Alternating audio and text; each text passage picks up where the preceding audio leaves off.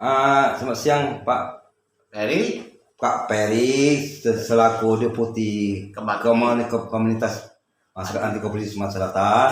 Kami pertanyakan masalah pembangunan SMP 1 Jejawi sampai saat ini tidak ada di lapangan, di lokasi titik tersebut. Itu gimana Pak? Jadi begini, kalau masalah pembangunan SMP 1 Jejawi tersebut dibangunkan di lokasi yang berbeda, maka ada dua hal. Pertama, pelanggaran terhadap penyusunan APBD.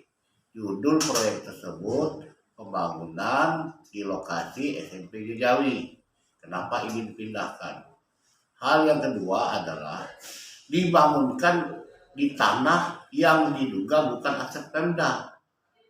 Ini yang saling berbahaya karena pengeluaran dana di tempat yang bukan aset Pemda itu berpotensi kerugian negaranya total loss. 25 miliar itu semuanya total loss.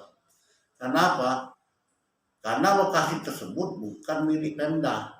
Kalau seandainya mendatang dijadikan milik Pemda, maka pembangunan ini tetap suatu perbuatan melanggar hukum, melawan hukum. Jadi Pak, mau ngomong Bapak, jadi kalau seandainya ditemukan bahwa tanah yang dibuat di bangunan tersebut bukan milik negara atau milik pribadi, itu total loss. Ya harus total loss, karena begini, itu kan bukan aset Pemda, yang namanya anggaran negara melalui APBD, APBN atau pinjaman itu harus berada di lokasi kepunyaan negara.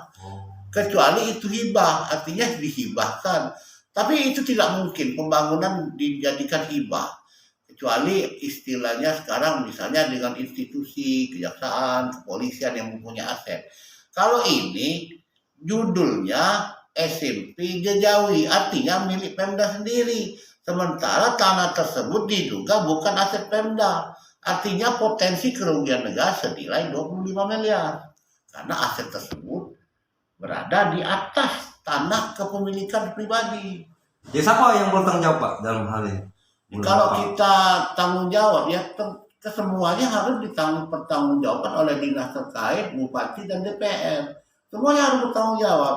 Harusnya ketika merubah lokasi, maka itu juga harus dirapatkan di DPR dan merubah perda. Artinya perda kontrak tersebut dan perda APBD harus dirubah.